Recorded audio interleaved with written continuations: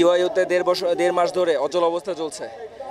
জুলাইয়ের প্রথম সারির যারা যোদ্ধা আছে তাদেরকে দেখে দেখে ইউআইইউ বৈষম্যপূর্ণভাবে ওদেরকে বহিষ্কার করে। তারপরে আমরা ওদেরকে বারবার দাবি জানাই। 1.5 মাস ধরে ইউজিসিতে যাওয়া হয় 7 বার, 3বারের মতো মন্ত্রণালয়ে যাওয়া হয়, মন্ত্রণালয় আমাদের সাথে বসে নাই। তারপরে আমরা কয়েকটা আলটিমেটাম দিয়ে মাঠে আসি। আজকে মাঠে আমি শান্তিপূর্ণ ছিলাম, তখন প্রক্টোরিয়াল টিম আমাদের সাথে কথা বলতে আসবে বলে ইউনাইটেড স্টুডেন্টদের সাথে প্রক্টোরিয়াল বডি কথা বলবে। এই মুহূর্তে পুলিশ আসে, পুলিশ 5 মিনিট থেকে আমাদের উপর অ্যাটাক করে। এখানে যারা ফিমেল আছে মেয়েদের উপরে অকথ্যভাবে ওরা মাইর শুরু করে দেয়। মানে ওরা মারতে মারতে একদম মেয়েদেরকে শোয়ায় ফেলে। পুরুষ পুলিশরা আমাদেরকে মারতে মারতে বিভিন্ন অলিগলিতে একদম করে, লাথি দেয়, কিল ঘুষি দেয়, আমার পায়ের এখানে একদম ব্যথা দিয়ে ফেলে। সবাইকে বেদার্সে মারতে থাকে। ছেলেরা ছত্রভঙ্গ হয়ে আবার মাঠে আসে এবং এখানে এসে পুরোপুরি ওরা আমাদের সাথে বেইমানি করেছে। কথা বলার কথা এসে মারতেছে ওরা। আমরা অনির্দিষ্টকালের জন্য এটা নতুন বাজার ব্লকের কর্মসূচি ঘোষণা করতেছি আর কি। হ্যাঁ, ওরা আসতেছে আমাদের এখানে। এখন 4টা ভার্সিটি এসেছে, আরো ভার্সিটি আসতেছে ওরা। ঘটেছিল আপনাদের জিনিসটা হচ্ছে লম্বা কাহিনী। আপনার হচ্ছে আমরা বসি জুলাই, আমরা আমাদের জুলাই থেকে দেশ সংস্কার করে যখন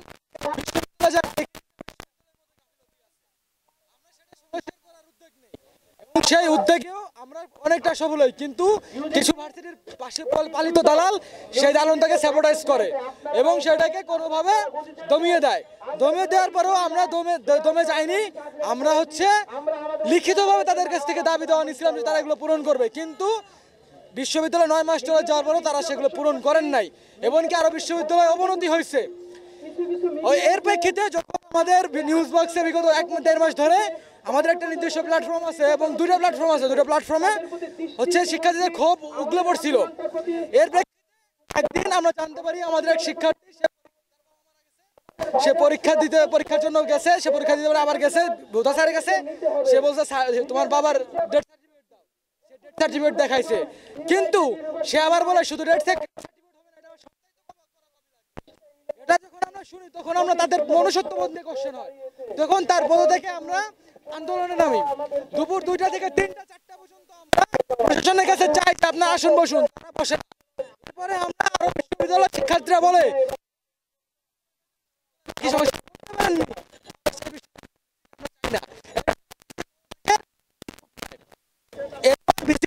আসেন। আমরা জানি অন্যায়ভাবে পালিত কিভাবে আসছে গ্রুপের মাধ্যমে, লবিং করার মাধ্যমে, এবং যাকে সরিয়ে আসছে আওয়ামী লীগের সাথে তোষামোদি করে সেটা প্রমাণ আমাদের কাছে আছে। এরপরে যখন সে পদত্যাগ করার পরে বিশ্ববিদ্যালয় অনির্দিষ্টকালের জন্য বন্ধ করে দেওয়া হয়। অনির্দিষ্টকালের জন্য বন্ধ করে দেওয়ার পরে একটা সকস নোটিশ পাঠানো হয়েছে, তোমরা প্রাইভেট ভিসি সহ 11 জন শিক্ষার্থীকে অবরুদ্ধ করে রেখেছো, তোমাদের কেন বহিষ্কার করা হবে না এই বিষয়ে তোমাদের বক্তব্য কি? আমরা ইমেলের রিপ্লাই মেল পাঠাই, তারা বলে রিপ্লাই আমাদের পছন্দ হয় না, তোমাদের বহিষ্কার করা হলো। 26 জনকে বহিষ্কার আর 30 থেকে 35 জনের মধ্যে সাময়িক বহিষ্কার করা হয়। এরপরে আমাদের বলা হয় 10 দিনের মধ্যে আপিল করো। আমরা 14 তারিখ আপিল করি, 26 তারিখ ডাকি। আমাকে বলা হয় তোমার হচ্ছে এই পোস্টের ভাষাগুলো করা কেন, আমাদের ফেসবুক পোস্ট দেখানো হয়। আমি বলি স্যার আমাকে তো অবরুদ্ধের জন্য আপনি বহিষ্কার করছেন, সেটার ভিডিও কই? সেটার কোনো সে প্রুফ দেখাইতে পারে নাই। আন্দোলন নিয়ে যে যৌক্তিক তারা স্বীকার করছে, কিন্তু তারা বহিষ্কার করছে হচ্ছে ফেসবুক পোস্টের মাধ্যমে। আরেকজনকে করছে মিমি শেয়ার, একজনকে বহিষ্কার করছে বায়োটেকনোলজির একটা প্লাকেট নিয়ে বহিষ্কার করছে এই কারণে।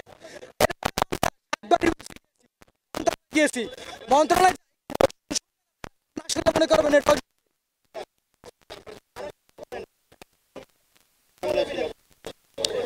এইটা করার সময় শুরুতে আসে না, আসার পরে আমাদের বলা হয় তোমাদের বাবা মাকে নিয়ে আসো। আমার বাবা মাকে নেই মানে আমাদের বাবা মাকে জিম্মি করে তারা অপমান করুক।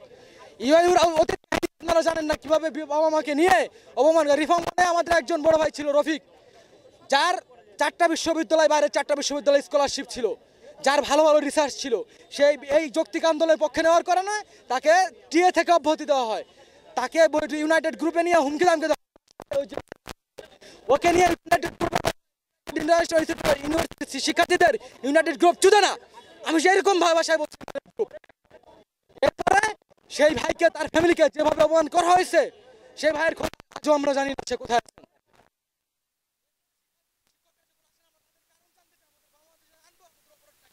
তারা কোনো অপরাধের কথা বলেন না।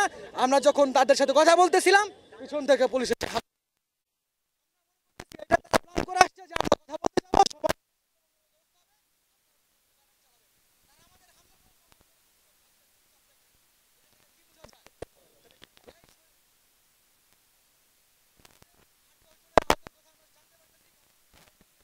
এখান থেকে যাওয়ার সাথেই তারা এই জিনিসটাকে আবার মিস ইনফরমেশন আছে। ইউনাইটেড গ্রুপ এবং ইউনাইটেড ইউনিভার্সিটির যে আলাদা আলাদা বট গ্রুপই আছে। আপনি আমরা সমস্ত প্রাইভেট বিশ্ববিদ্যালয়ের সাথে কথা বলছি এবং কথা চলছে, তারা সময়